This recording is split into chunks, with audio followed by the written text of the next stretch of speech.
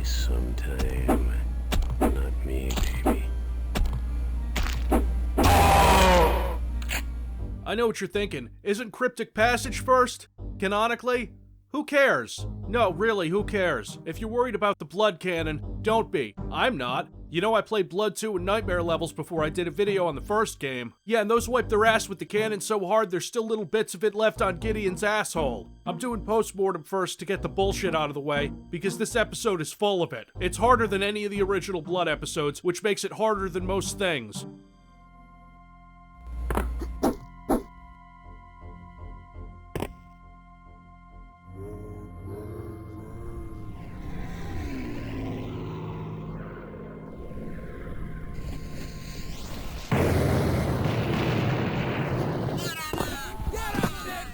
And it is unreasonably cruel sometimes, like, hey, you guys had trouble with episode 4? Well, fuck you! Let's talk about the green cultists, because they're probably the first thing that'll kill you. If you're like me, you'll use them to kill some of these zombies in the first level. Now, green cultists throw bundles of dynamite, and you're saying, so what, the brown cultists do that too? No, green cultists main dynamite. They don't hit scan you, they just throw dynamite. It's like the ogre in Quake, except it's blood, so it's hard. And for some reason, they seem like they have slightly more hit points than the average cultists. Welcome to Your Life is just this department store you go into with the... And it gives you guns akimbo in this secret, but since I'm not playing on a skill level conducive to directly attacking things...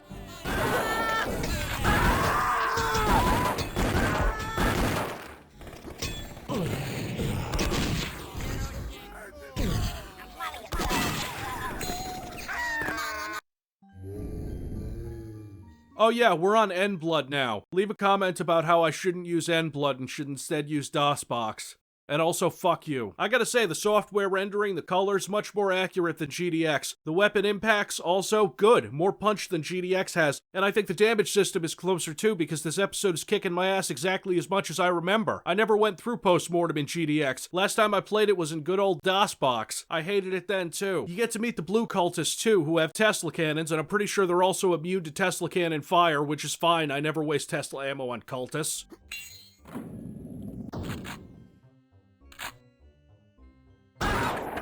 Victims, aren't we all? First level is fairly small and simple, it just has 8,000 enemies in it.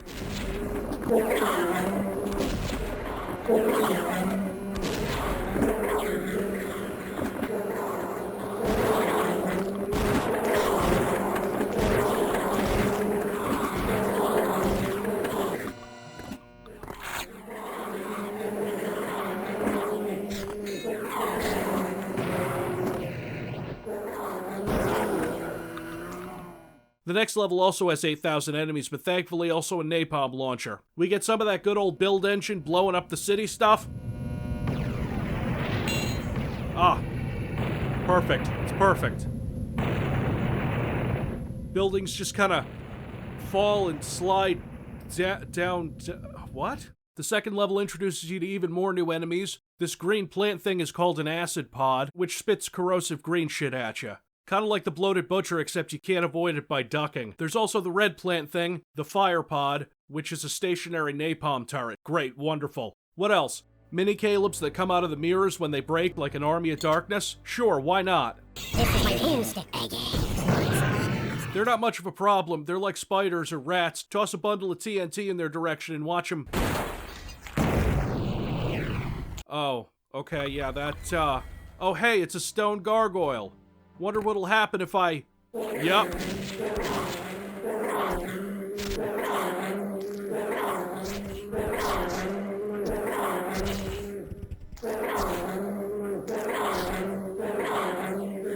Nah, fuck this. Hey, look, it's another one. I wonder if... Fine, you want to be an asshole? I'll sit here and pitchfork it to death.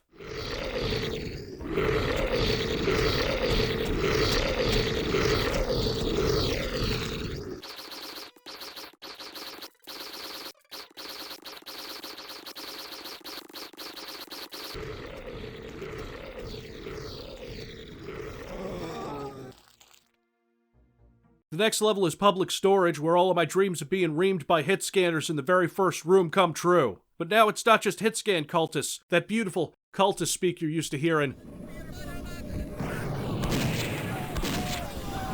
That could be someone shooting you with a Tesla cannon now, which can be a problem.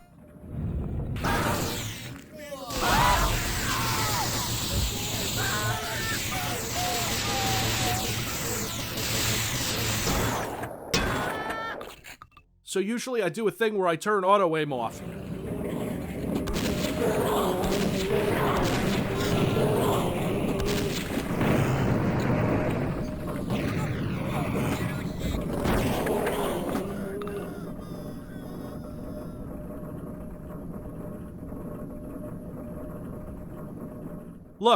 Look, it's off, guys. It's off.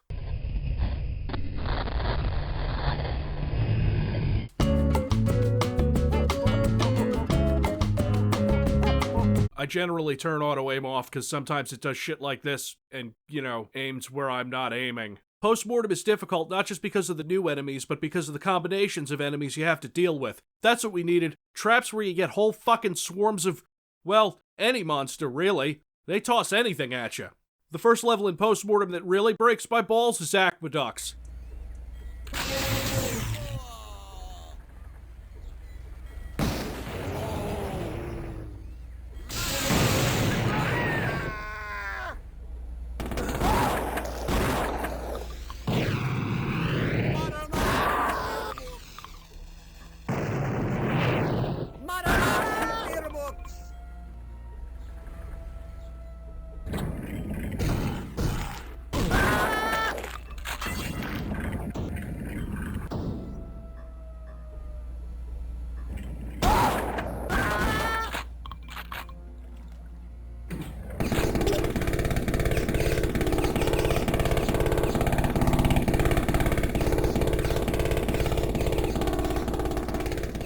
The hit scanners are bad enough, but the swimming hit scanners? Oh.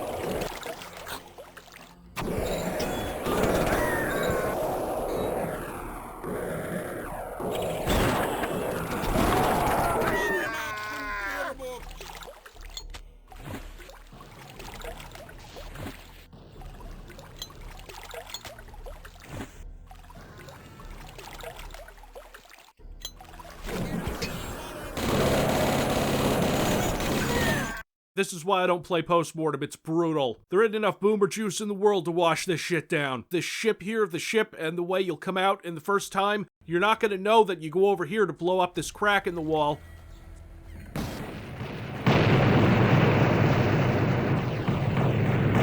Look, it's been a long time since I played post-mortem. So you're gonna kill all these guys here on the deck, which is totally awesome, but kind of impractical.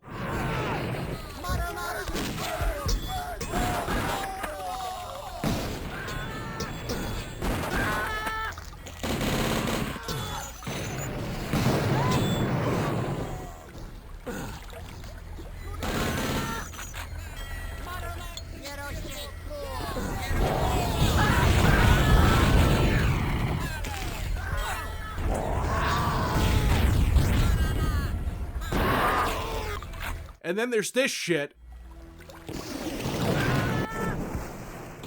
And more cultists spawn on the deck after you finish inside the ship, and there's no monsters in there. I expected it to be full of gilbeasts or something, but no. You know, fuck this level. And the next level, that's not bad. Ruined Temple. This first area is a little hectic.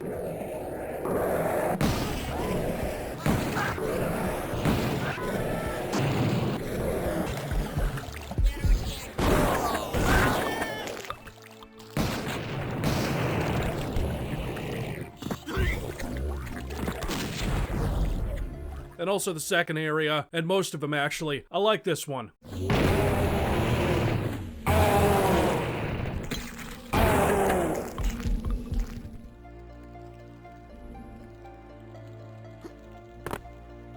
You know, you rarely get an opportunity like this in Blood, so...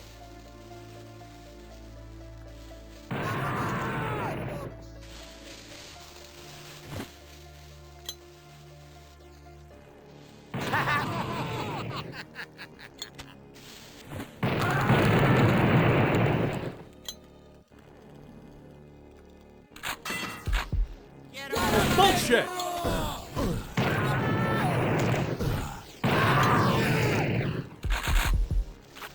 And then there's this Son of a bitch must pay. semi-secret. I don't know, I got the jump boots in the second level, so it makes this a little bit easier.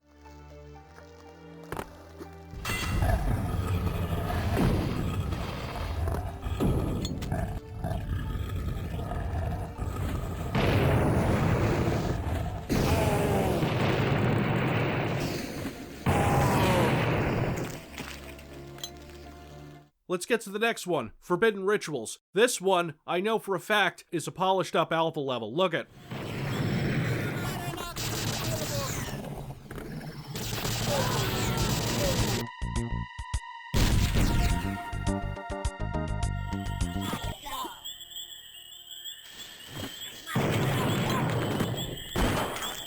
Fun thing about the Blood Alpha, the pitchfork actually has a secondary fire.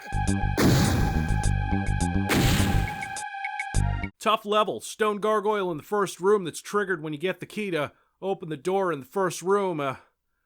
I got the jump boots earlier and I'm using them throughout the rest of the episode.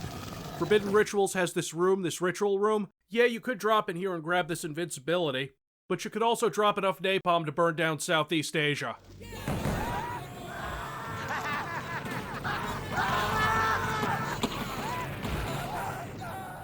Mostly it's pain, though. And if you shoot this thing, the secret exit opens to take you to the Forgotten Catacombs, which are so forgotten that they're still full of fucking cultists!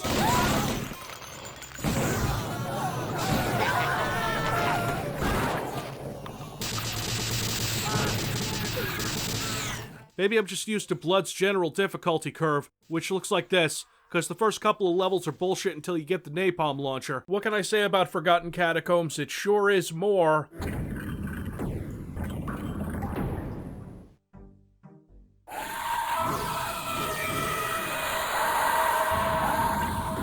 The whole level is orange and the exit is kinda dickish.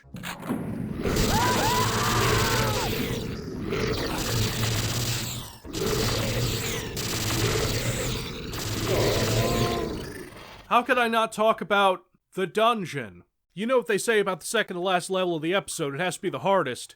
And I'll be damned if it isn't.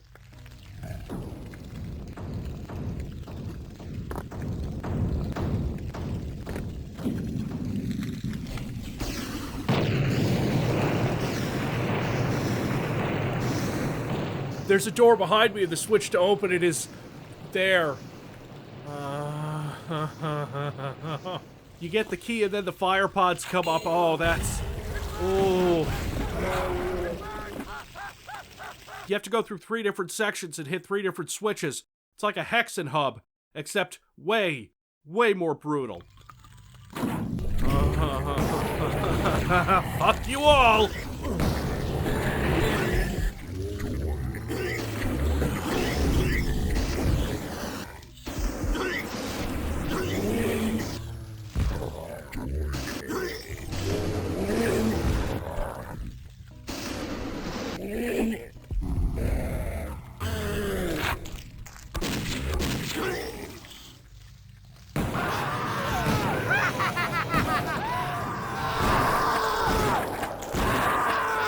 But you want some shit?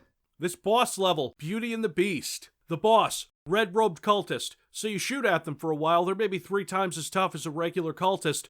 And then they morph into this.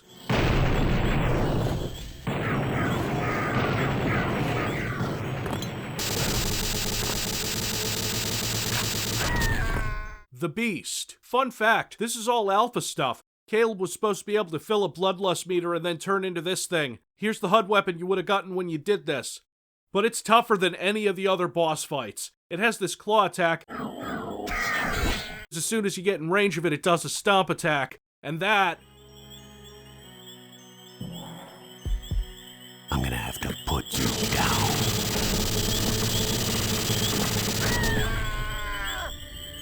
Now, the best strategy I have for fighting this thing is to walk backwards in these long hallways at the edge of the arena and just shoot at it, staying far enough away to avoid triggering his stomp attack.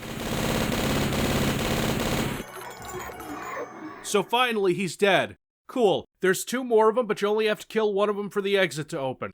I screwed the pooch hard on this one, kids. Real hard. This is what happened. I fought these bosses, right? And I was quick saving. As far as I could tell, every time I loaded one of those quick saves, the bosses got their health back. This could be something that happens with all the Blood bosses. I wouldn't know. I never needed to quick save in the middle of a boss battle in Blood before. So you know what I did? I went back and pitchfork started the level because I didn't have a save before that. And I still died a couple of times, but the strategy was working. Take on only one of them at a time, and one of the red cultists might see you and start shotgunning you from outside, but avoid them, ignore them even. Kill a beast, transform the next, run, kill. There's enough ammo in the level, don't use the napalm launcher because the fucking thing ended up blowing them closer to me every time I tried it. Technically, this fills in the holes between Blood 1 and Blood 2. Kind of. See, what you're fighting here are the chosen that were selected to replace you, even though Chernobog is kinda dead. We'll just call this what happens before Death Wish, huh?